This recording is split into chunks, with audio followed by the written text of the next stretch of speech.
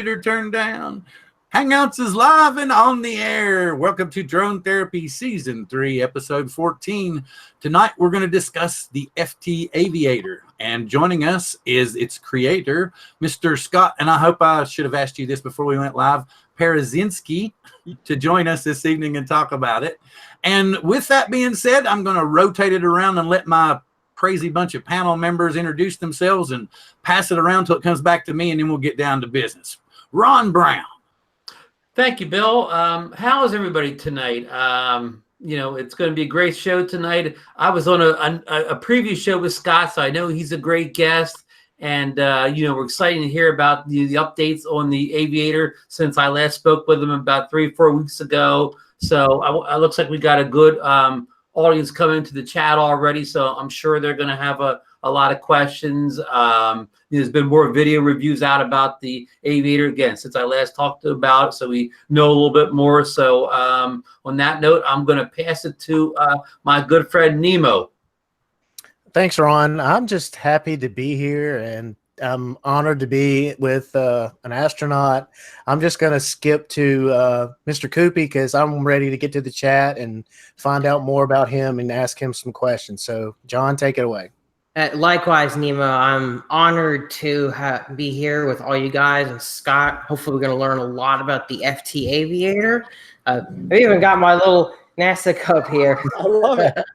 So I'm all ready. So let's just get right into it. I'm going to pass it to Tommy. Well, hey, I think a couple of guys have seen me on here before. Tommy Polo was with Drone Owners Network for a little while, and I'm over here as a guest. Ron, of course, and Dr. Scott. I mean, always a pleasure. I mean, this guy's amazing. The Fluidity is amazing, and I'm going to agree with everybody. Let's jump into this. Yeah, exactly. Okay, who's up?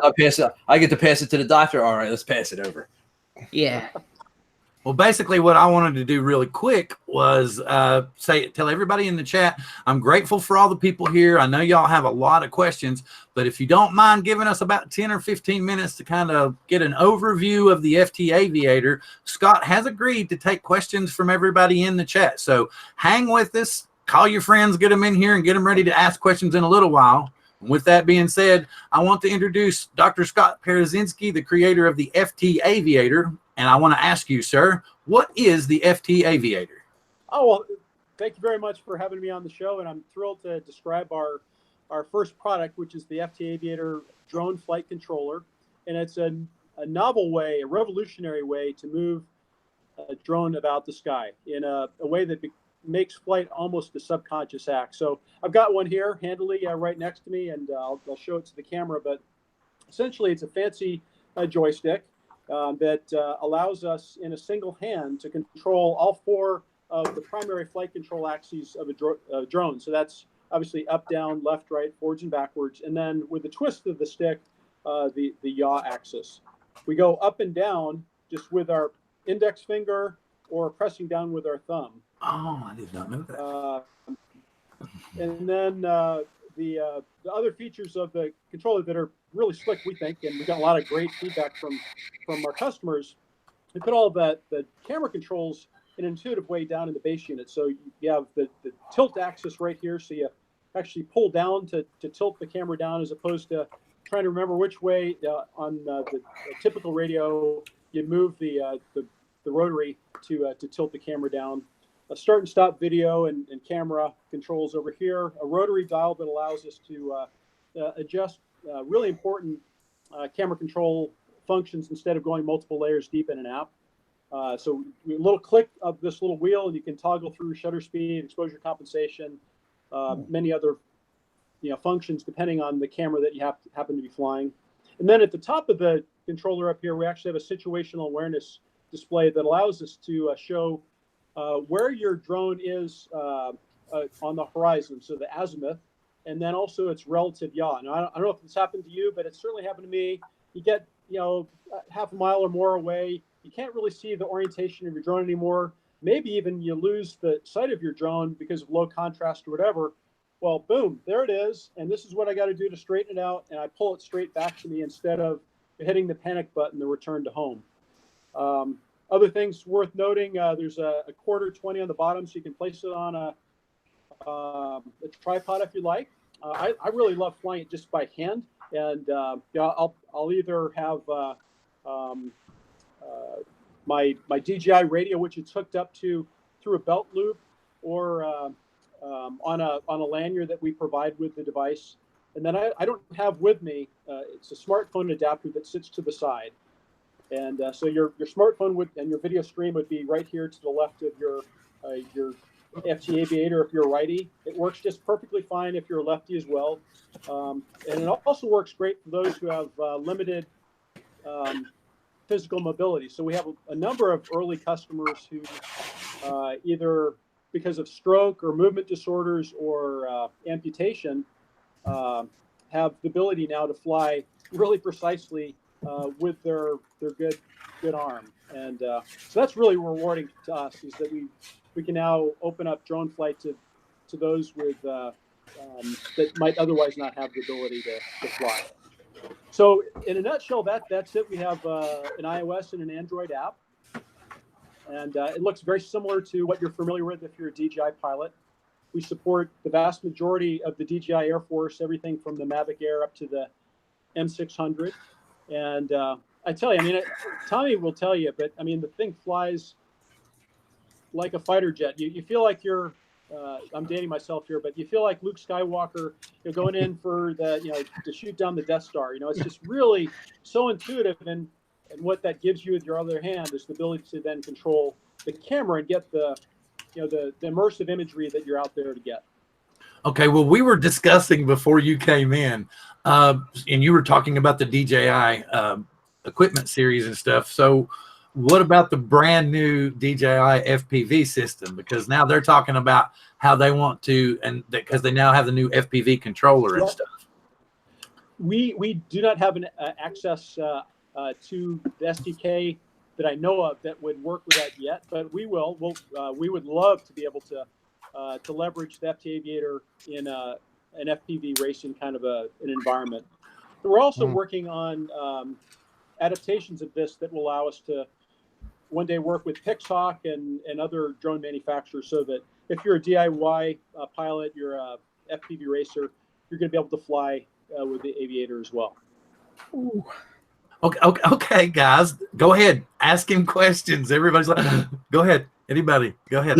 He answered my question. That's what I was going to ask. If you could, if you could apply that to actual FPV, or if something like that was coming in the future. So that was my question. I'm good. That sounds very, very intriguing and interesting.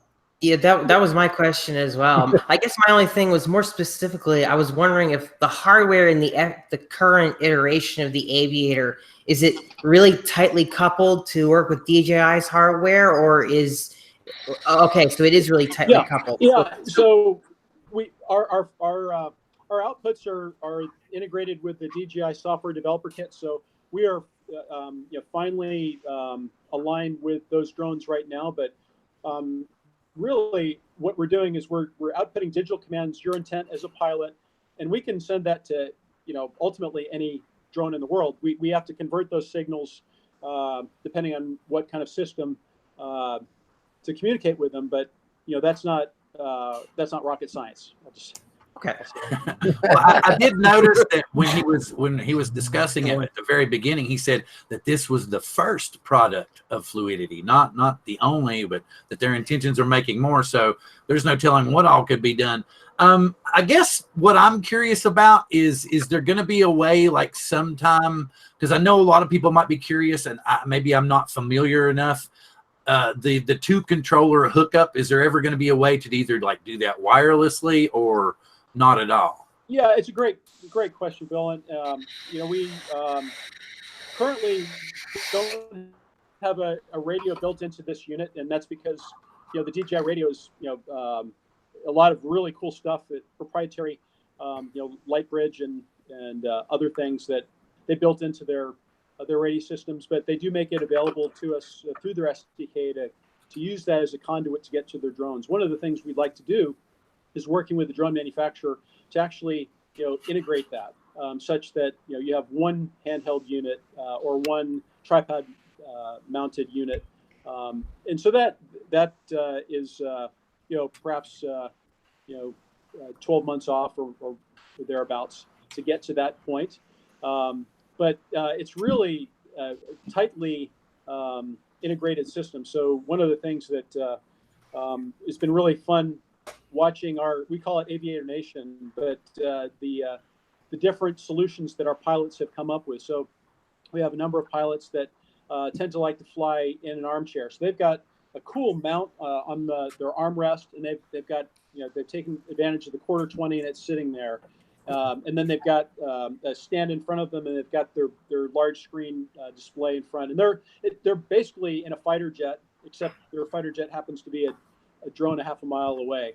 So there are others that have put it on special mounts that basically hang the Mavic radio beneath the FT Aviator, and it's one kind of fluid unit that you're able to walk and run around with. Others have made kind of platforms off of the tripod mount. I like to actually use a neck mount that actually allows me to put a tablet right in front of my face here, but I can actually have direct line of sight. You always have to have line of sight of your drone, as we all know, but you can very easily look between your video stream and your drone, and the cool thing about this product is that you don't ever have to look down at your hands to kind of remember exactly what you're doing. And there's Tommy's got his setup all wired for sound as well. But there are lots of different ways to display your radio. Huh? Go ahead, Tommy. Very cool. Tommy, Ron, is there anything that you all want to add or ask? Hello, Scott. This is Ron here. How are you tonight? Great, Ron. Good to see you.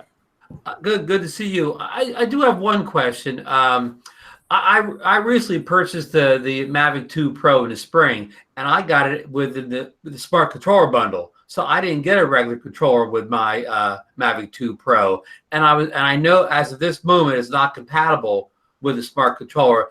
Is there anywhere in the near future where you think it may be compatible with not only the smart controller, but I have to ask for a friend too, also the Crystal Sky monitor?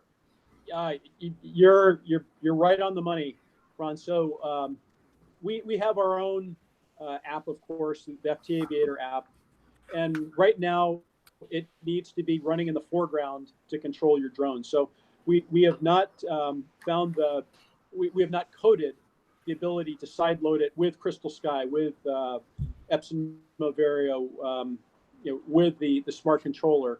But it's basically just a different Android program that would have to share the CPU, if you will. So we believe that there's a pathway to do that, and it's certainly on our our software development plan. But right now we're just kind of focusing on getting the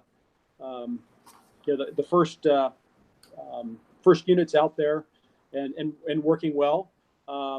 We do have the ability, I would say, to backdoor and use some of these types of technologies. Unfortunately, not the smart controller yet, but you can, in dual ops mode, if you have a master-slave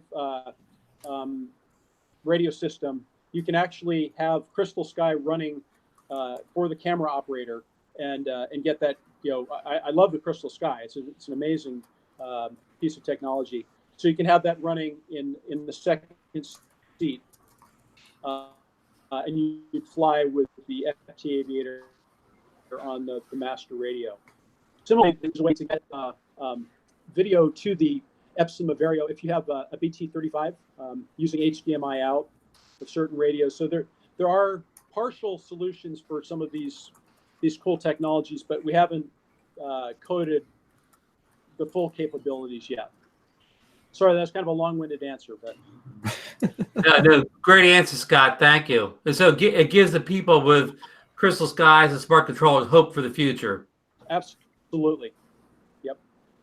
Tommy, do you have anything you want to add or questions you want to ask before we jump into the chat? Sure. I would like to I just wanted to show off. He said he didn't have it with him, but this is the cell phone display, the cell phone holder. Of course, I'm a righty, so I'm coming off the right side here. but it's very, very nice, very comfortable, very easy to use. I personally like to fly like Dr. Scott here. I just want the thing by itself in my hand. You know, I'll set the controller with the tablet in front of me on the ground or even under, you know, and just enjoy flying it. It really feels amazing. It's just a whole new way. It's just but the feel of this thing, it's like you just got to try. You just got to get your hands on it. Like I sit at the desk when I'm doing nothing. I pick this thing up and I just play with it because it's just so cool. But and your son has flown it, right? Oh, he loves this thing. Yeah. I got to tell you, I took him out once with the toy drone. He was, you know, he didn't get used to. He's not like me. I grew up with, you know, 80s, so I had the 2-stick stuff going all the time. He could do it, like he could fly it around and all, but we were outside. It was a very light, you know, toy store drone. It kind of got stuck in a tree, so it kind of killed his confidence a little bit. So he wanted to come out, and of course he's afraid. He doesn't want to ask Dad about his, you know, the Phantom with the big, you know, oh my gosh, that's Dad's prized toy. You know, you don't want to ask him, but he did when he saw it. When he saw this, he said, "Dad, can I try flying that one day?" I said, "You know what? Yeah, let's go fly. Let me get a video camera. Come here." The second he touched that thing, his eyes lit up. The excitement of a Christmas morning was just all over him, and he just dove right into it like a brand new video game. He just like I told him just. Went through the controls real quick. I told him get it up over the cars and over the power lines and then just go. And he was doing figure eights within 30 seconds, and he's never touched the thing in his life. It was like, that's so cool. You're gonna be out flying me soon.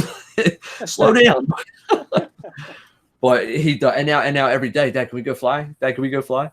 And it's great. And I can't say no. It's awesome. And that would actually bring it to last night. I had a good opportunity to our local fire department. I took it out and flew with them. And Bill, is there a way I could show like a 1-minute video of the chief's reaction to this? Or you can load it up on yours, do a screen share. I'll highlight you and we can go from there. Like I said, we're not that formal. Okay, cool. We'll get it going. So you're highlighted now. All you gotta do is while you tell me when you're ready, I'm gonna jump in the chat real quick.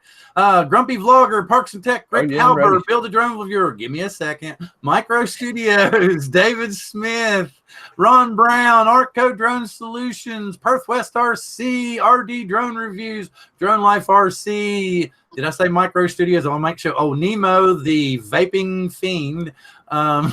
Oh boy. Barry G's RC, FC, Florida, FSU grad 03. DeMarco's in the house. Good to see you. Drone Shots, Fluidity Tech, Polo Vision. I probably already said that one before too. David Ma, good to see you. Chris Hope was the very beginning of the show. Okay, we're good now. All right. Share away, Mr. Polo. Alrighty. How's this work? I got a share button, but it's grayed out. Really? Over on the left-hand side of your screen, you should have a screen share. Yeah, I did that, and it says share your screen. Chrome wants to share the content of your screen with your Hangouts. Choose what you'd like to share. This is my entire screen or application window. Okay, try. It's up to you. Pick one. Like I said, we're not gonna. I say, yeah, I have your entire screen highlighted. It's showing a picture of it, but the share button, it says share and cancel down the bottom right, and share is gray. Huh? That's a new one. Maybe you should log in on a tablet or a phone.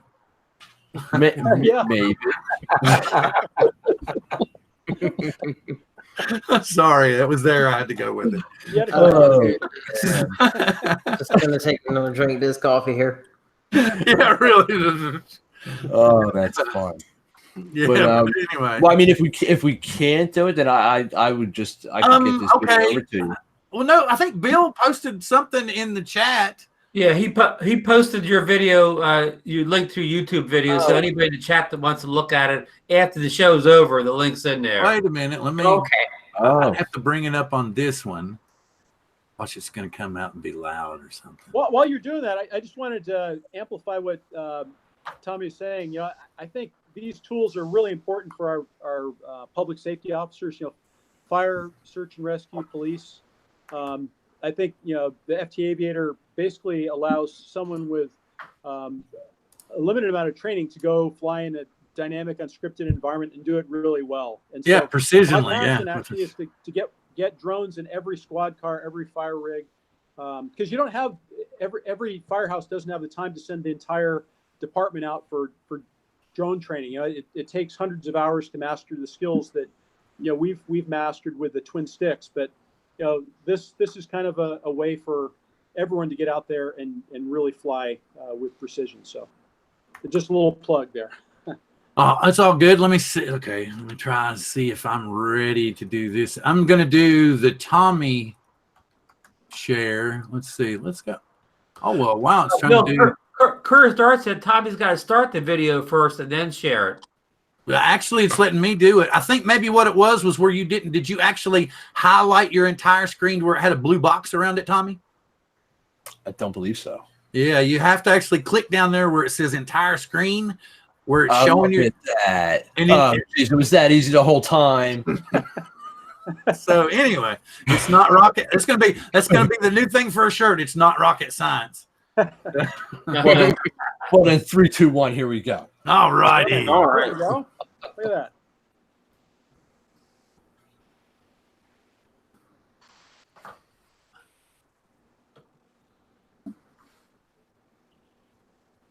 Oh, we're not getting the audio there. Oh, that's cool though. He seems he's the thumbs up and stuff. Tommy, are you still there? Yeah, I'm here. What is he taught? What is he telling us? What is he telling? No, we can't hear it. I mean, you can tell he's obviously very impressed with it, and it's very cool to see the fire department truck vehicle back there. Yeah, definitely. Awesome. I hear a little up and down. You can put it on the jackrabbit, and if you want to search a field, you lower it down to 2 or 1, and then you can do a plotting search of a field at a slow rate. And if you have to come back, your batteries are getting low, you can switch to jackrabbit and come back and swap out batteries and go back to the same spot. Awesome. Awesome stuff. You think you guys would like this? They've come in handy? I think it has uses for us. Like our Phantom, we have a Phantom 4, and I definitely see a use for it. Awesome. I love it. Thank you very much, Chief Mike, for checking this out. No problem. We had a great time out here. We hope to do it again. Mr. Steiner put the lights on. Fluidity Tech, Aviator, FT Aviator. Check it out. Fire department favorite.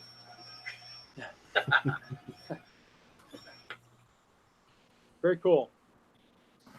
Yeah, you need to send that in to them, man. They need to put that in a promo video.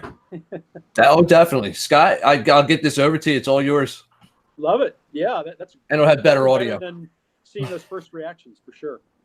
Yeah, he definitely liked it. Like he was talking in the beginning, I think he was talking a little bit about the feel and the speed and the switching the speed control and all that stuff. He had it. I have 2 batteries for the Phantom, and last night my son flew the entire first battery, and that the chief and his first he calls him his pilot. He's the other guy that's got a 107, but the 2 of them swapped back and forth with the whole second battery, and they were just the whole night was a blast. Loved it. That's cool. Okay, with that, y'all want to start taking questions from the chat? I need your all's help, folks. If y'all see a good question in the chat, let's shout it out and get Scott involved, because we all know what most of us have all been wanting to ask about, like either big mountains or the black void. So let's get back to the business before we start asking our childhood dream questions. Anybody got any questions in the chat? Anybody? Was there plans on making the Aviator work with the Spark? I don't think that question got answered. It's a great question, and actually, we have flown the Spark and even the Tello, believe it or not.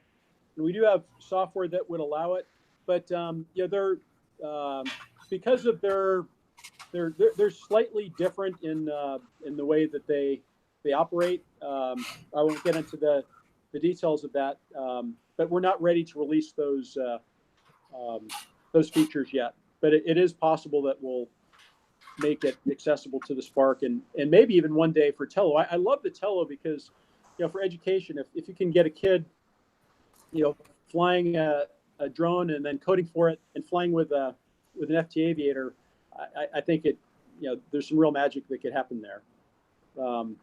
So we're down the road. We may be able to make some things happen there too. That's awesome. Tommy wants a Tello. That would be great. Oh, you need this Tello. You need this one. Yes. Oh yeah. This I one. like that. It was the extra money for the red plastic and the sticker. Right. But that's what they call me, a DJI fanboy. So I guess that would be. Any more questions, folks? Any more? Okay, Curtis Dart. Oh, come on. Let's talk about the controller for just a couple more minutes. Let's go. Curtis wants to know, how long did it actually take to climb Mount Everest? Okay, so I guess we're going to evolve over to both of this. So Curtis has got a good question. How long did it take? 47 years. And I'm joking a little bit, but it took that kind of lifelong training and maturity, and then it actually, in terms of physical climbing the mountain, it actually was 2 seasons. Each season that I spent there is about 8 weeks, so you don't just show up at Everest Base Camp, which is at 17,500 feet, and then just kind of start making your way toward the summit. You actually have to acclimatize. So you go higher and higher and higher on the mountain, building extra red blood cells, conditioning, getting used to the thinning air. And then hopefully by the time you've been there for 6 to 8 weeks, you've acclimatized, there's a weather window of 5 to 10 days where you can make a round trip to the top of the world. And the no guarantees, it actually took me 2 seasons. The first time I went in 2008, I ended up actually rupturing a disc in my low back at about 24,000 feet above sea level. And it's not a good place to get seriously injured. And no one's gonna carry you down. You got to walk yourself down, or you're going to be there, as a permanent ice sculpture. And so you're highly motivated to descend. And so I did. It was the most painful thing I've ever done in my life, but made it back down, and eventually got to Houston, my home, and had to have disc surgery. And once I had that, I got back quickly into shape, and the following year I was successful at making it to the top. Very cool. We've actually got a bunch of good questions about the Aviator again. Cool. I wanted to jump back into chat and say, Pleiadian scientist, UFO builder, glad to see you in. Thanks for stopping by. Hopefully you get a chance to watch the replay. 400 AGL, glad to have you in the house. Philly Drone Life, Mike, good to see you. Better with the drone. Okay, and I want to go back. Mel from 400 AGL asked again about when it would be able to be an independent controller, standalone controller, and we discussed that maybe a little bit before he got here, and he was saying all that stuff was in the works, and as well as adding other drones in the DJI stable, as well as other protocols in the future as well. It's kind of one of those introductory processes, because this is their first product and they're working all the bugs before they jump into all this other stuff. Who else had another? There was another good one that I saw. Lloyd, the grumpy vlogger, was talking about, he was curious. Does anybody know about what the situation would be with DJI Care and an issue of a lost drone and the FT Aviator being involved? Yeah, so it's a great question. I love the call sign, by the way. That's pretty cool. Yeah, so it would be similar to any other third-party app like Litchi or what have you. We have a warranty based on our hardware. DJI covers their system, and I guess it would depend on the circumstances surrounding whatever might have happened. But yeah, we're an insured company, just like every company must be, and yeah, we have a warranty that covers anything that would be our responsibility. Okay, another question is, how much is the design of the Aviator as compared to the joystick of the space shuttle? Yeah, that's a cool question, and I got my inspiration for building this, I'll digress for a little bit. You know, spend a lot of time in weightlessness, floating around, and you're able to reorient yourself in what we call 6 degrees of freedom of motion. So that's not just your position or XYZ, but it's also your pitch, yaw, and roll. And you can flip upside down inverted. You can, you do all these crazy gymnastic kinds of maneuvers up in space. And so you really get a great sense of motion in 6 degrees of freedom space. And we do control a lot of things up in space using controllers. We have a rotational hand controller that's kind of similar to the base of this joystick with a gimbal. And we have a translational hand controller over to the side that allows us to move either the shuttle or the space shuttle's robotic arm around in space. And so I got thinking about these cool tools and the way that I was able to kind of feel when I was imparting a command and when I wasn't. And that I didn't talk about that in my introduction, but you don't have to look at this controller to know when you're imparting any one of those 4 commands up to and including all 4 at the same time. You know what you're doing because there are springs lightly pushing back against you. So it's almost a subconscious act to move up with the FT Aviator. And so I learned some cool things up in space. I came back to Earth, and I had retired from NASA. I was the chief technology officer at a major medical research institute, and I saw how clunky surgical robotics was, the way that they move the Da Vinci intuitive surgical robots around in the human body. It's very difficult to learn. It's not intuitive at all, even though that's in the name of the company. And I realized that there had to be a better way to move a point of reference, whether it's the tip of a surgical instrument or the nose of a drone, or think about computer gaming or industrial cranes, lots of different things where we can use this technology. So I patented this technology at the hospital system, and eventually the hospital system gave the technology to me to commercialize. I realized its enormous potential. And so what you're seeing here in the FT Aviator is not just something that will allow us to fly drones with greater precision and more an intuitive sense in the future, but it's going to allow us to teleoperate surgical robots. Here in the States, a surgeon can operate from their living room maybe, or their den, and do a surgical case in sub-Saharan Africa. And I know that may sound like crazy sci-fi talk, but I really think that tools like this make it possible to have precision and also the tactile feedback of what you're doing at the other end of whatever it is you're controlling.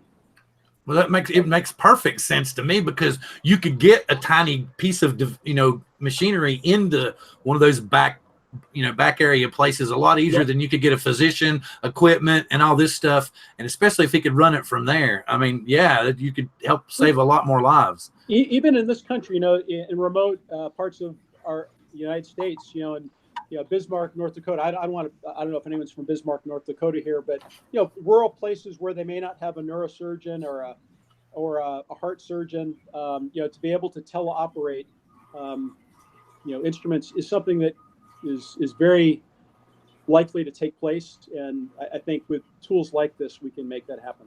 One unique question that popped up in the chat, and I'm not going to call out names anymore because I'm sure this question's in everybody's head in the chat.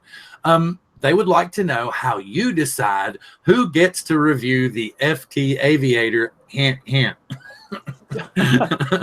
Well, we've fielded a lot of requests to review the FT Aviator, and we're excited to have people do that. So, folks that do this professionally, we're happy to share the technology with them. And all we ask is that they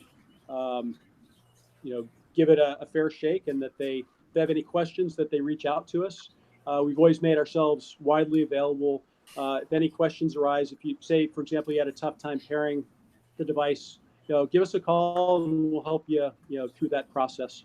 Because it's a new way of flying. We've been flying radio-controlled aircraft with twin sticks since 1937. Actually, the very first RC aircraft controllers are in the Smithsonian Institution, and we've had no innovation in flight control in over 8 decades. And that just shocks the hell out of me. So here we have a brand new way of doing it, and we have a lot of pilots out there who are really, really skilled, who can do amazing things. You know, I look at FPV racers today, like Tommy's one of them, that can do these amazing things, you know, aerial acrobatics that just is mind-boggling. And so you can train the muscle memory to do really amazing things with these twin sticks, but it's also a perishable skill. You know, it's something that unless you do it all the time, you fall off the curve, and it takes a while to get recalibrated to do it again. This is something that anyone can pick up, and within 30 seconds, like, you know, Tommy's son is out flying figure eights or a perfect orbit, and so that's why we're so excited about this. And so we'd love to get other reviewers to look at it as well. We have a pretty lengthy queue, actually, of folks who are wanting to fly it, and we'd love to get you guys, if you haven't already experienced it, a chance to fly it as well. So well, that's fantastic. I was wanting to, because they wanted, I could tell they were eager to find out. I'd be grateful, but I'll be absolutely, you know, that's somewhere down the road. The biggest thing is I wanted to get you on, and I can see there was one other question that I wanted to get, and we will let this be the end of the little aviator portion, because I know I've got some interesting questions I want to ask about your life, and I'm sure some other people do too.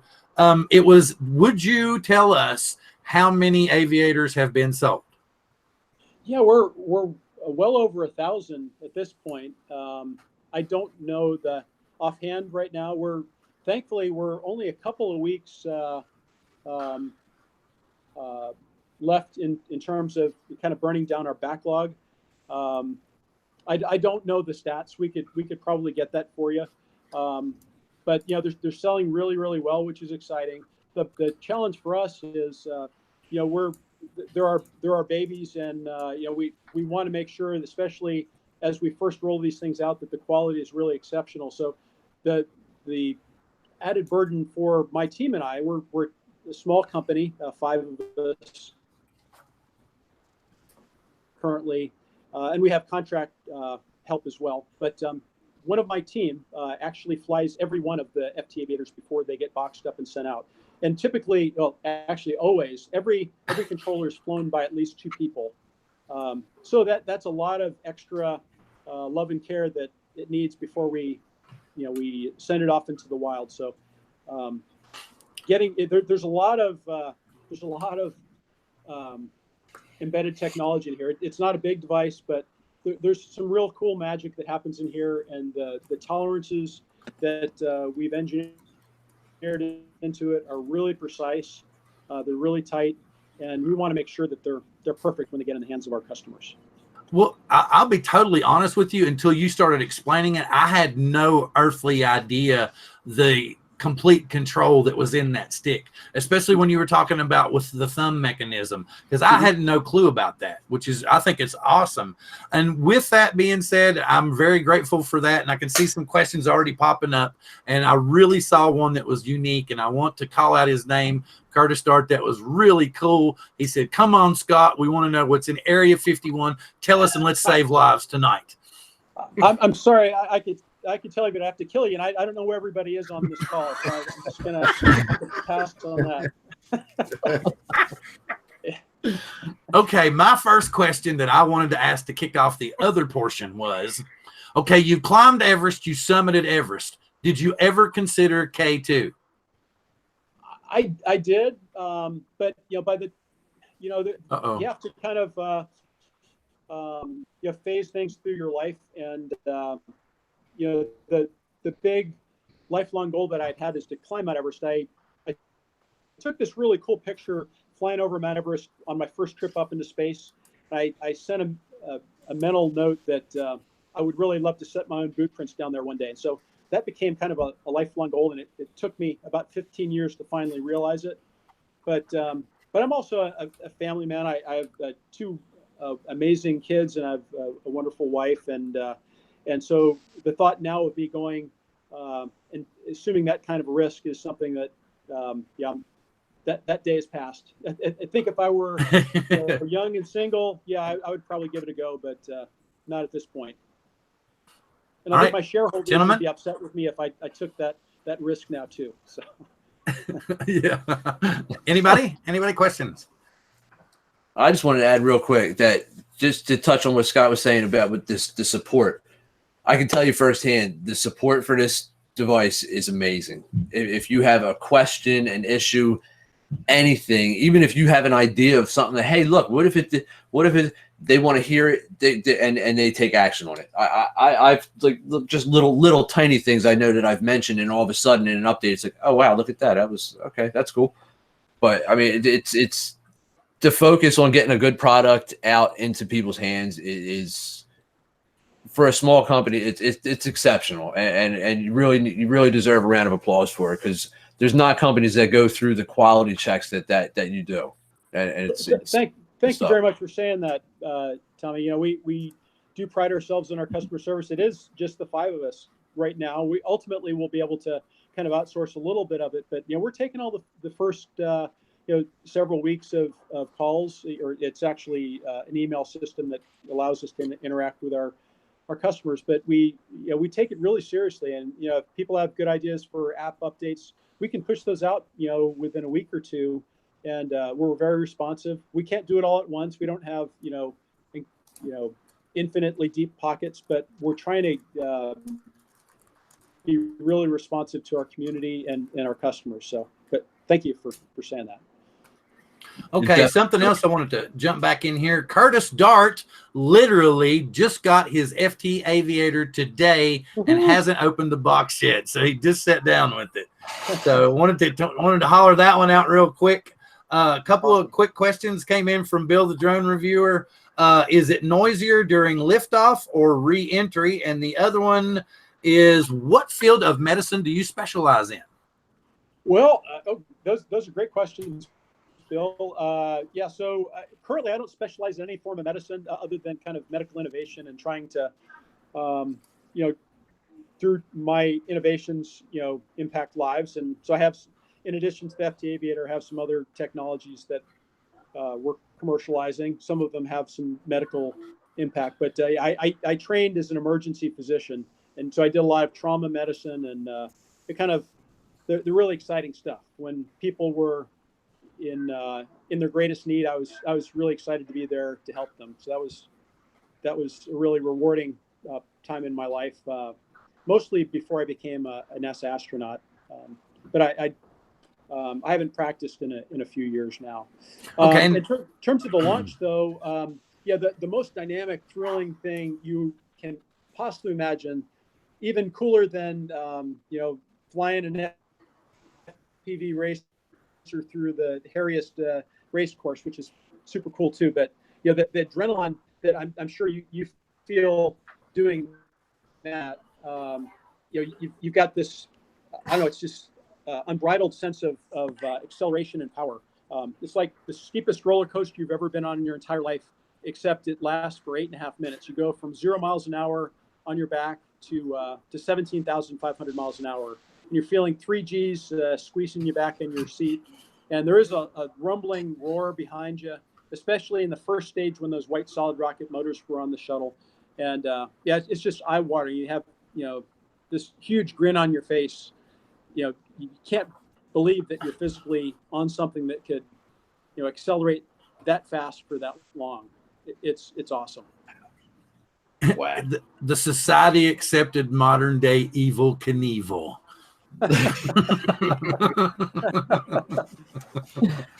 I mean, that's the first thing I was thinking about, because how many of the people here had Evel Knievel as a child, and we're thinking about him launching that rocket cycle across that was crazy. and then we're thinking, and I don't think I really daydreamed a whole lot about being an astronaut, but I did think a lot about climbing Mount Everest and K2. And especially that's why I wanted to ask you about K2, because, I've heard stories that it's a lot more dangerous than Everest. So that was why I brought that up. Well, the statistics may be changing because there's so many people on that mountain now. This past year, 11 people died unnecessarily because of overcrowding. And that's a real problem. The government hasn't done anything to kind of limit the number of people that they allow going up there. And it's super dangerous. It's tragic, really. But anyway, Tommy, what did you want to say? Oh no, I just wanted to. I see Curtis writing in here, and this is a very, very well deserved shout out to Scott, your teammate Carolyn, who has been mainly who I've been dealing with personally with any kind of issues, anything like that.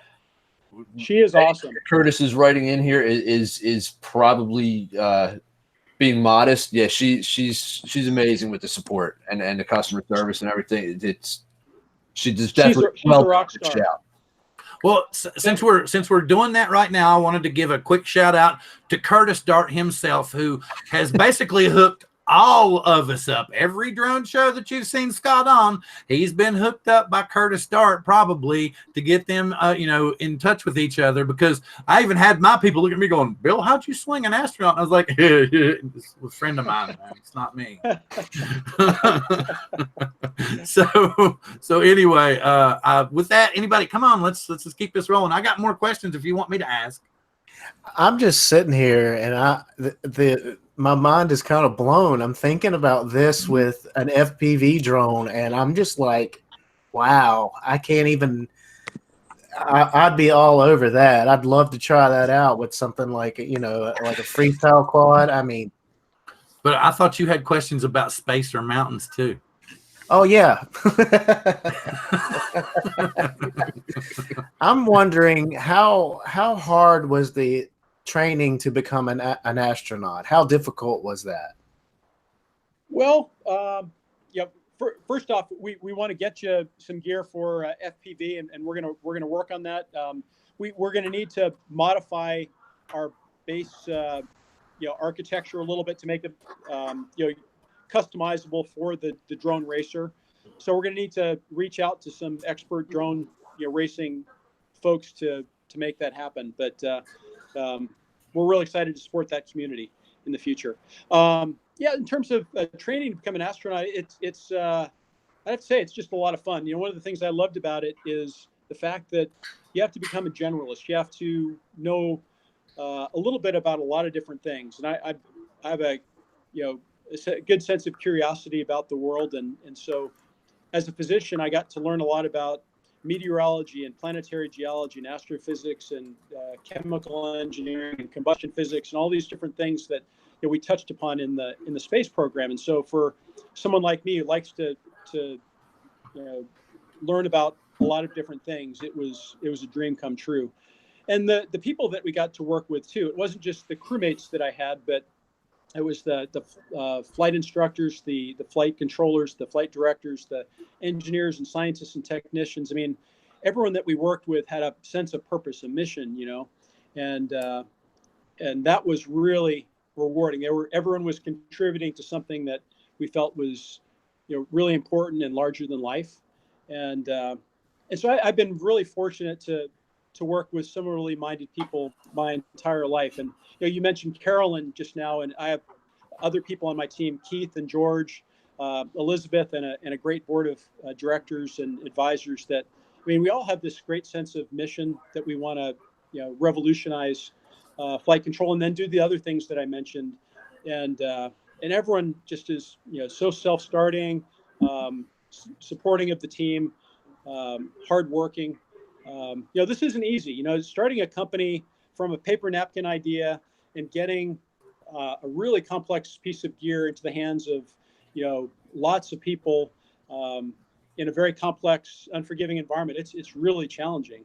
But we, I think, have done a really, knock wood, good job at delivering an amazing product. And I hope you guys enjoy it. Sorry, I got a little bit off topic there, but. No. This is anything that you all want to talk about, and the main topic is the Aviator, and as long as we keep touching on that, that's fine. I know everybody else has just got their generic questions and stuff. Bill, the drone reviewer, said, "Do you have your private pilot's license?" Yes, I do, Bill. In fact, I've got my private, I've got my commercial, single and multi-engine land, single engine sea, plane rating. And instrument rating. So yeah, I've flown lots and lots of different things. I think the next thing I'm going to learn how to do is I'll get my helicopter rating, my rotary wing. But one of the things that's been really interesting is we've had a number of these electric manned aerial vehicles, basically human-rated drones, companies approach us. And, I think it's really cool that we live in a day and age when we're going to be able to have essentially our own jet backpack or our own, personal airplane that we can take off from our roof. And I think it's going to be controlled with an FT Aviator because it's so directly mapped to the physical world. And this is going to be the way that we make it possible for everybody to become a pilot, as opposed to, 40 plus hours of very expensive flight instruction. And it's a lot more onerous to become a traditional pilot. Very cool. Another question that kind of popped into chat is, what is your feelings on alien life? Well, yeah, cool question. I am absolutely convinced that alien life exists. However, I want to be quick to point out that I don't think we've been visited by little green men or anything like that. We were talking about Area 51 earlier, but in joke. But I do believe that the conditions for life certainly exist elsewhere in the universe. We have these space-based telescopes and other ground-based telescopes that have identified literally thousands of exoplanets that orbit distant star systems.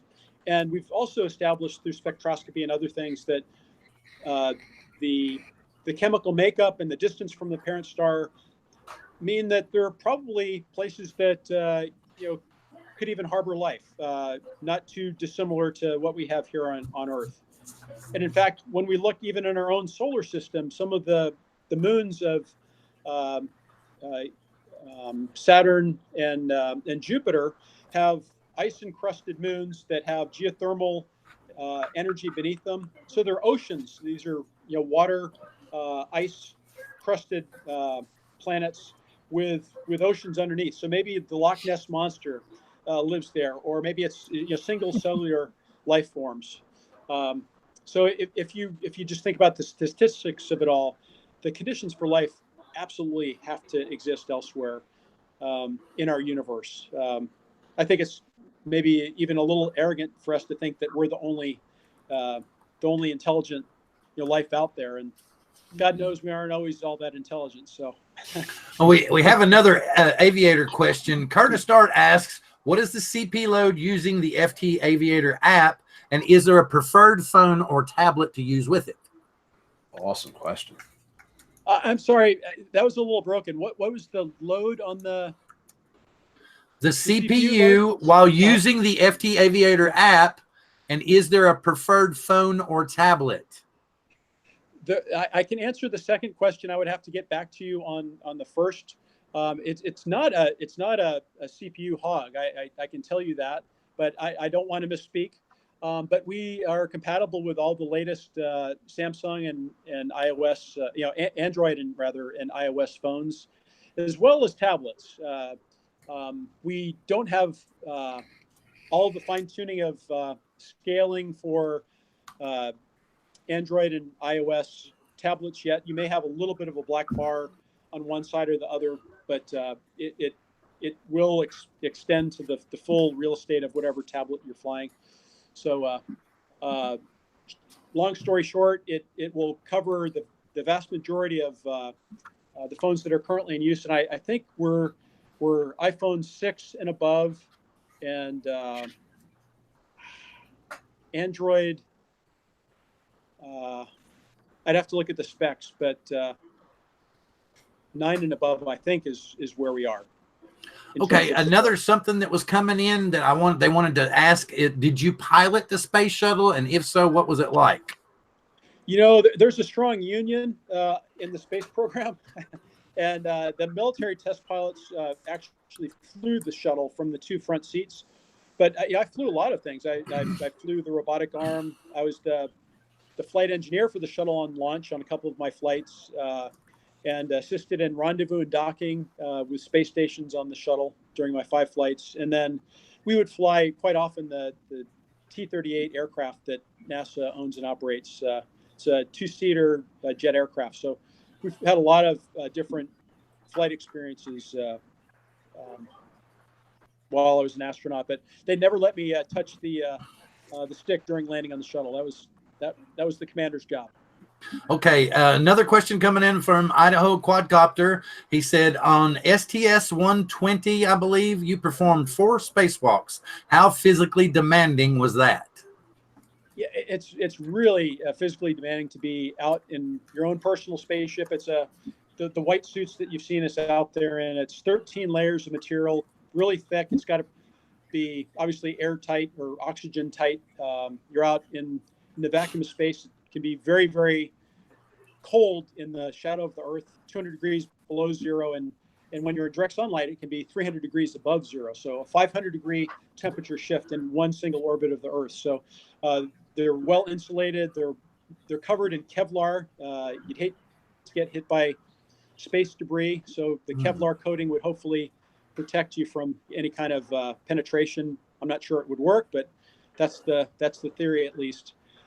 So we'd come in after our spacewalks, with really sore hands, and some folks would actually come back with bloody fingernails, and it's a lot of work. Okay, another suggestion or something that came in from the chat from Stephen Page. He was curious, have you talked or are in discussions with the parrot manufacturers of drones and like something like they're talking about maybe wings or something? Wings? I'm not. The Parrot Disco, the plane they have. Oh, yeah. Well, so we have been in contact with Parrot. In fact, we met with them at CES, and we're due to wrap back with them, actually. In fact, we'll probably do that here in the next month or two. So we have been in touch with them, but we have not yet coded to their SDK. That would be kind of a next iteration. Oh, have you ever done any skydiving? Apparently that's Tommy's wife, I guess. Well, he's like looking into the chat. What? I've only jumped out of a perfectly good airplane once in my life. I figure it's better to actually fly the plane than to jump out of it. So I've only done that once. I think it'd be kind of cool, but yeah, my wife has actually done it more than I have. She's done a few tandem jumps, and we've talked about getting our license, but we just have never done it. Oh wow, so that's pretty cool. That's I 322 log jumps I have. That's Whoa. Probably why. Yes. Sweet. Yeah.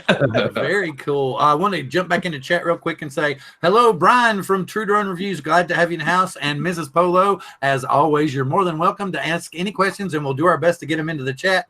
What else we got in here? Oh, David Grima of Perth West OZRC asks, what was the last time you were in space, and what was the mission number? Yeah, my last trip was the flight that was just mentioned, STS-120, and it was to go do a major part of the International Space Station assembly.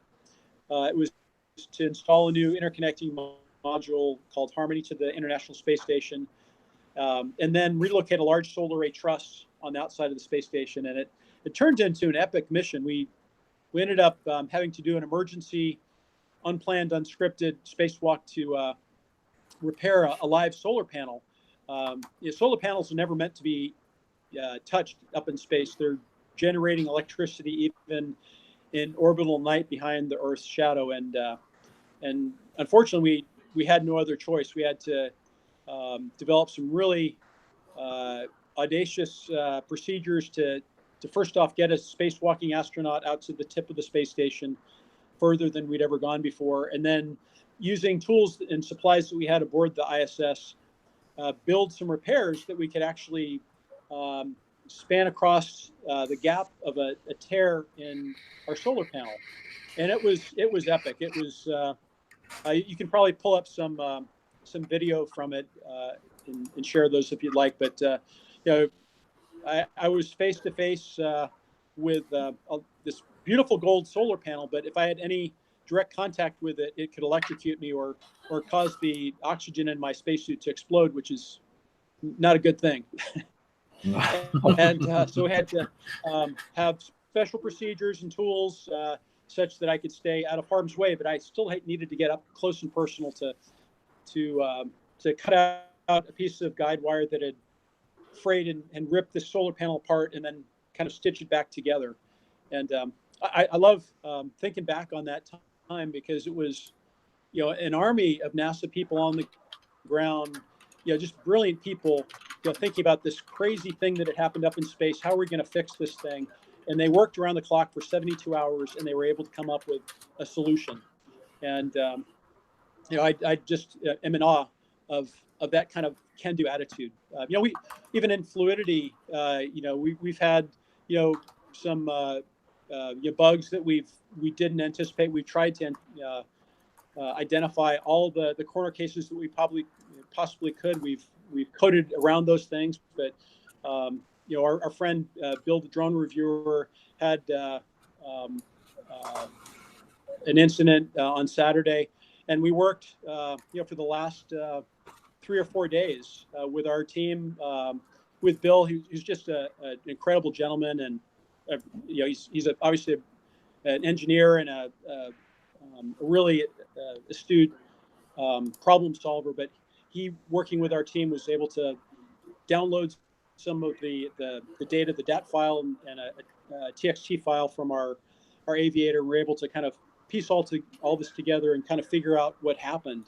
And so it's that same kind of mindset that I worked with at NASA. We're bringing to Fluidity as well, and we're able to solve challenging problems. Awesome. I got to ask, have you seen the Tesla up there in space?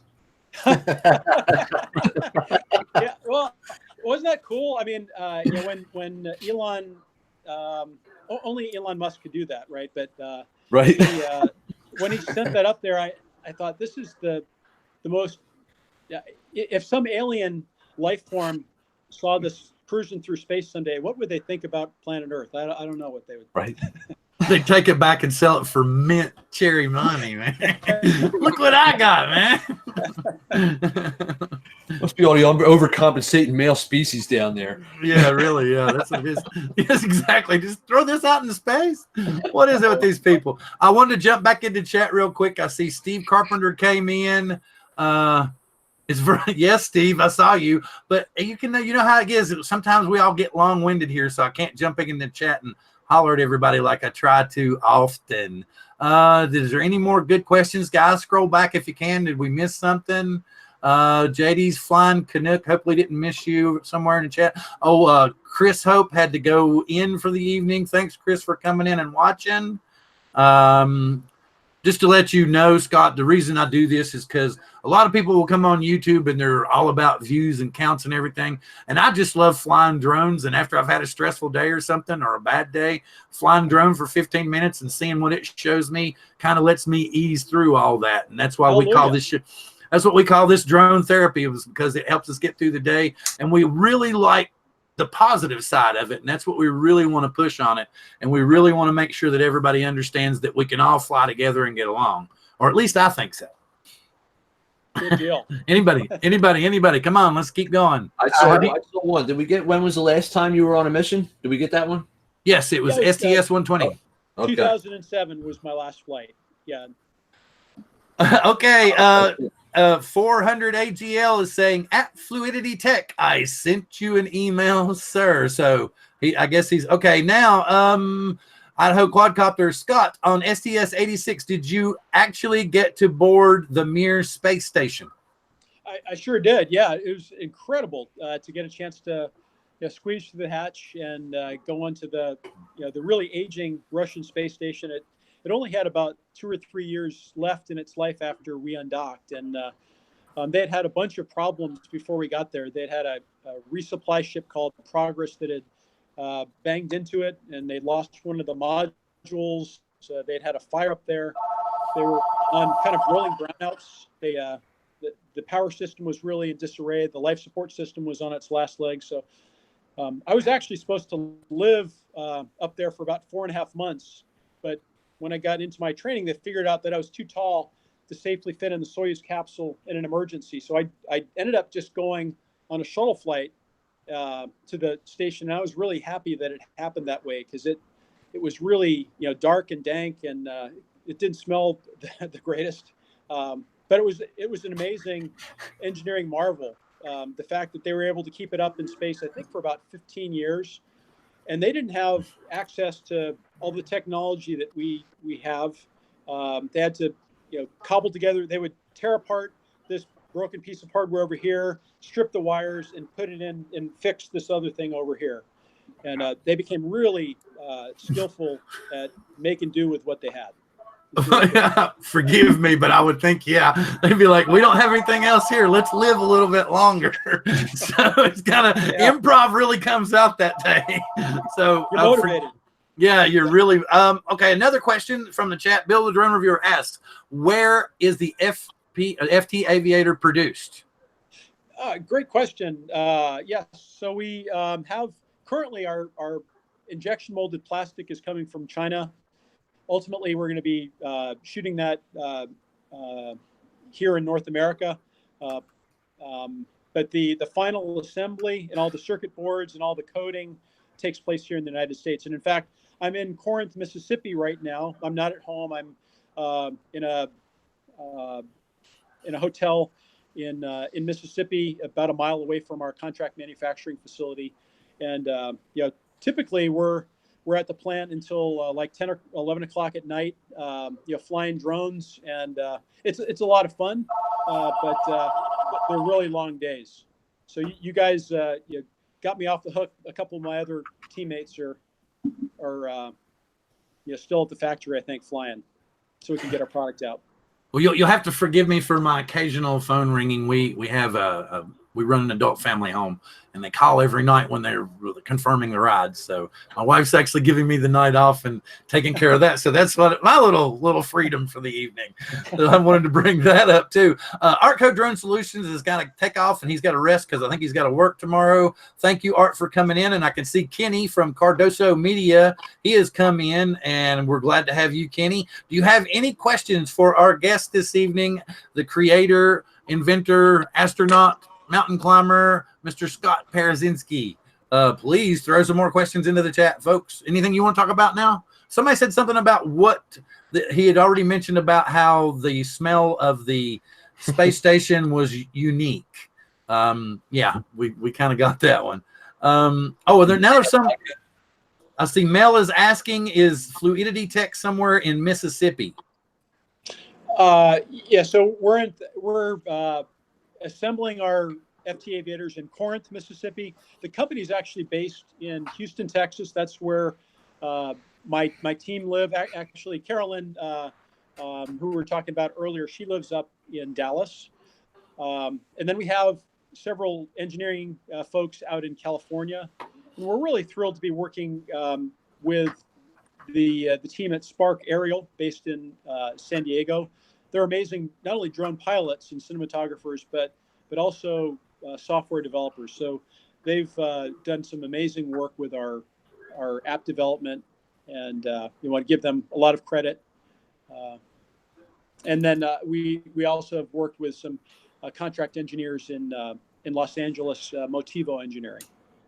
Oh, very, very cool. Okay, not a question, but thank you for shipping. Okay, Idaho Quadcopter is very happy that he is getting his FT Aviator shipped out this week. He is happy that he is getting it. Okay, and now a different couple of questions that I personally wanted to ask. Anybody else can jump in. First off is I wanted to say or ask, Star Wars or Star Trek? Star Wars. Oh no! I'm sorry, Bill. Okay. The next one. Okay. Scariest place: the Death Zone or space? The Death Zone. So above 26,000 feet on Everest, there's really no one up there that can help you get down. You're also feeling the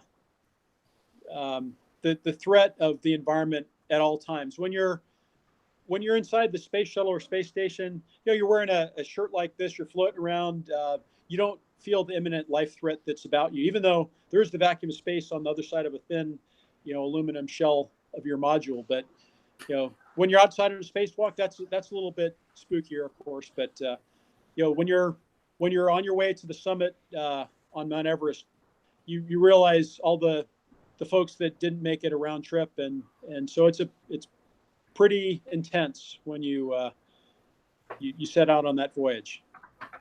Did you see? Forgive me. Did you see any people that didn't make it while you were making your attempt? No, I didn't. Well, that's I guess because that would probably trip me out more. I'd be like, Yeah. I'm done. I'm going back down now. I just want to, I didn't mean to be morbid in that metric. Just something that popped into my head. Anybody? Questions? I'm just curious as to what Scott actually flies. What is your go-to? And also, would you happen to know how thick that aluminum would be on the shuttle or wherever?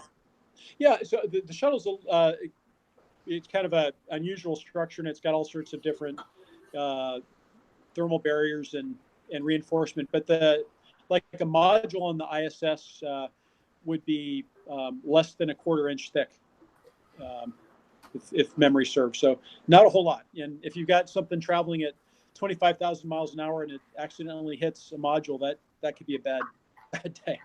But getting over to your other question, I'm one of the luckiest guys alive. I just love flying drones. I had toy drones when they first came out. I didn't have a Phantom 1, but I set up my own Phantom 2, and this is well before founding Fluidity, of course. And so I'm an early tech adopter, and so now, because we have this cool technology that works with the whole DJI fleet, I get to fly everything from a Tello up to an M600.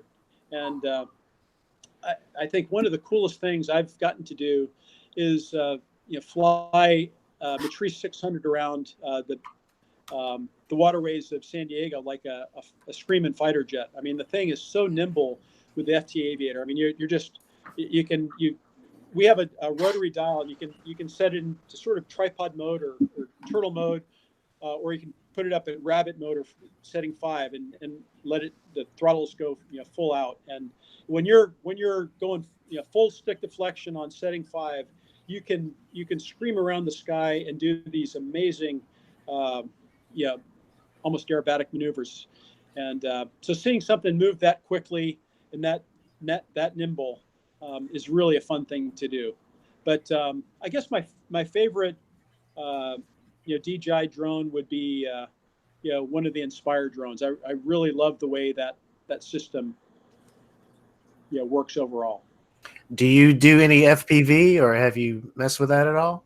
I've messed with it on simulators so far. I've never had a chance to really kind of get into it yet. I just I fly probably 20 hours. I don't know. I don't want to exaggerate, but maybe 10 to 15 hours a week with FT Aviators. We're doing our testing, so I haven't had a whole lot of free time to learn that skill, but I definitely want to. Cool. It's on my bucket list. Very cool. Awesome. Super cool. I want to jump back into chat, and forgive me. I fly a drone every episode in one shape or form or another, but I muted my microphone to not interrupt anybody. But that's one of my little things. Jumped into chat and see Paul Murray's in the house. Glad to have you in here, Paul. Also, Bill the Drone Reviewer asks, have you ever flown with Romeo Dersher? Indeed, I have. Yeah, in fact, Romeo and I overlapped at NASA. He worked on this really amazing solar science project, and I got to know him back in those days. And now that we're in the drone ecosystem together, I've reconnected with him. And in fact, I took one of our demonstration models of the FT Aviator out to UTAC, which is a training course set up by Fly Motion in Perry, Georgia, to train public safety drone aviators. And got a chance to demonstrate to a lot of fire chiefs and police and other law enforcement agencies. And Romeo was there, and he got a chance to fly with us as well. So that was really cool. I think it's really great what he's trying to do for drone aviation, using drones for good. There's so many different applications.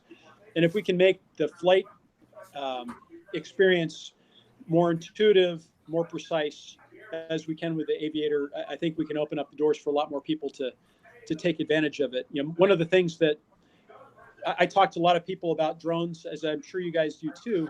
And there are a lot of people that buy a $1,500 drone, or they get it for a Christmas present, and they take it out on day one and they wrap it around a tree, and then it goes sits in a closet for the rest of its days. And I want people to take their drone out of the closet, get an FT Aviator, and start flying again, and see how fun it can be, and also the different ways in which they can use them. That's awesome. This is a lot of fun. Scott, if the FT Aviator really takes off, do you think you could fill large orders of it for the holiday season? That's exactly what we're here talking about this weekend with our contract manufacturer, is actually the ramp up. We anticipate a really significant ramp up, and so we have to make sure that our assembly processes, our quality systems, our sourcing is all in line, and we're working diligently. I mentioned this colleague of mine, Keith, who's a brilliant manufacturing expert. He's running that show, and he's setting up the systems to make that work. So it's a tiny little device, but there are literally hundreds of piece parts if you think about all the resistors and capacitors and mechanicals that go into it. And so getting all those things to our facility, getting them assembled, getting them tested, and then shipped out, it's a complex orchestra that has to play nicely together. And so I'm really happy with the way the team has come together here to make our first 1,000 units. And now we've got to make multiple thousands of units leading up to the fourth quarter. Great. I want to congratulate you for, not only for, doing what it takes for the startup. I've been around startup companies. I know the time and effort you've been putting into this, the launch of a brand new product. And I especially want to thank you for manufacturing the product in the U.S. So, I wish you all the success with the Aviator and your scaling. I hope you need to scale up large. I hope it does go very successful for you, which again, it seems like a great product. And I just hope you can, advertise to the right people and, make it, aware in the marketplace, make people, know that this is going to help them become better pilots or get, like Tommy's son, help young people or experienced pilots get up and running faster than spending hours, working on the sticks like a lot of us did, with our toy drones in the old days. So right. Thank you. Really appreciate that very much. And it's really cool to have this opportunity to speak not only with you guys here on the panel, but to be able to interact with your audience. And we'll have to get you an Aviator here soon. Carolyn is who's on the line is I know listening and taking notes, and I'm sure she already has one in the mail to you. If not, we'll get one to you soon. But if you guys have any other questions or want me to come back at some future date, I'm happy to join you. I love drone flying, and I think it's great that you guys are trying to educate and extend the community. So. Well, we're just very grateful to have you on and the time that you've spent with us, and we would love to have you on again sometime. Anybody else want to say anything before I get the feeling that Scott needs to take off for us? No, I just want to say thanks again. Thanks for the opportunity, and thanks to Carolyn for the support. I mean, you guys are doing great with this thing. I really want to see it take off the way you do somehow. So. Well, I can see Stephen Page says that he is a pilot for a Houston-based oil and gas company, and he is going to be introducing the FT Aviator to the aerial and visual analytics team. Hopefully they can start something in the near future. Love it. That's awesome. Thank you. Yeah, that was so. Yeah, maybe you want to get in touch with Fluidity and maybe get some more in-depth stuff going on. And just like everybody said, we're super grateful. And I will go ahead and say our good evenings. And I will start and be very grateful and say thank you, Tommy, for stepping in at the last minute to help us out tonight. And I will let you pass it to whom you would like to after that. Mr. Tommy Polo. Well, thank you, sir. Once again, thank you, Scott, for being on. discussing the Fluidity, the FT Aviator. It's like I said, it's awesome. Anybody that's been listening, I really hope you get a chance to try it out. I highly recommend it. I think it's great. I mean, the thing's awesome. And Bill, one quick thing I just wanted to say to Drone Owners Network Live, maybe in the near future, might be doing something a little special, something like a drone of a different color, kind of like we're just a different kind of drone altogether. But all I can say to that is #stay tuned, and I will pass it to my buddy Ron. Thank you, Tommy. That's a great teaser. Now you got me, on pins and needles waiting for that. But I want to thank this great panel for being here tonight. I want to thank, we had a great output in the chat tonight. A lot of great questions for Scott. I mean, I learned a lot just sitting here listening tonight. And, I want to thank Scott for being on the show with us. It was just a great experience, hearing about your product and your adventures as a mountain climber and an astronaut. Just amazing. I hope you write your autobiography someday. I'll be in line to buy it or whatever, read it on my Amazon Kindle. But on that note, I will pass it to my good friend Nemo. Good night, everyone. Thank you, Ron. I'd just like to thank everybody in the chat, Bill for coming on, John, Ron, Tommy, and I'd like to thank Scott personally for the coming out with this product, because when else would I ever get a chance to talk with an astronaut? So, and I also like to say, when you get that running with like a Beta Flight or FPV, I'd be more than happy to give that a run for you. I really would. Thank you. Thank you very much. And with that, I will take it to Mr. Cuppi. Thanks, Scott. It's been really great to have you on. I mean, I've learned a lot, like everyone has said.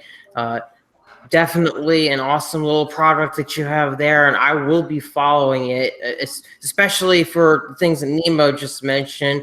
I'd love to see integration with FPV racing drones, as that's more of where I am right now. So also, thanks to the chat, a lot of great questions all night, and Scott, it was really great how open you were to answering all the questions in the chat. So we'd love to maybe have you back at some point. My pleasure. Look forward to it. Thank you. Okay, Scott, I would like for you to go ahead and say your good evenings, and you can throw it back to me, and I'll close out the show. All right, guys. Well, listen, to the whole drone community that you've got here tonight, or those who might watch later, thank you for spending the time with us. Hope you learned something useful about our pioneering product, the FT Aviator. I think it will open up significant capabilities in your drone flying. It'll make your flying almost subconscious, so that you can really focus on your cinematography or whatever you're out there to do. And it'll also allow you to, I think, have a whole lot more fun. Fly like a pilot, not like a gamer. So I hope you give it a shot. It's really it brings the joy of flight back to me, and I've seen it in the eyes of everyone who's ever picked it up. People who are master pilots down to little kids, they're able to fly a figure eight in just a little bit of training, and it gives them confidence and the ability to do amazing things with drones. So hope you guys check it out, and I'll look forward to talking to you guys again in the future. Back to you, Bill. Nice, Thank you very much. I'm very grateful for that. And like everybody on the panel has said, we hope to have you here again in the future. And I hope it's cool. I'm going to try to add Carolyn as a friend on Facebook so that I can get back in touch with you at some future point. Okay, I wanted to reference something that Mr. Polo had teased us with, because I noticed in the chat that Curtis said, Tommy, check your Facebook Messenger. So I'm beginning to think, hey, are you and Curtis going to wing it or something? Yeah. Wing it. Wait. All right. Thanks to folks. All I can say is #stay tuned. All right. Yes. And I'm very glad to hear that the Drone Owners Network Live is going to be throwing something out. So be sure to check out everybody's channel in the chat tonight. Please subscribe and check out their videos from time to time. We understand you can't check them all out, but just check them out from time to time. Drop a comment, drop a like, and say hey sometimes. Come back and see us next week. With that, live long and prosper.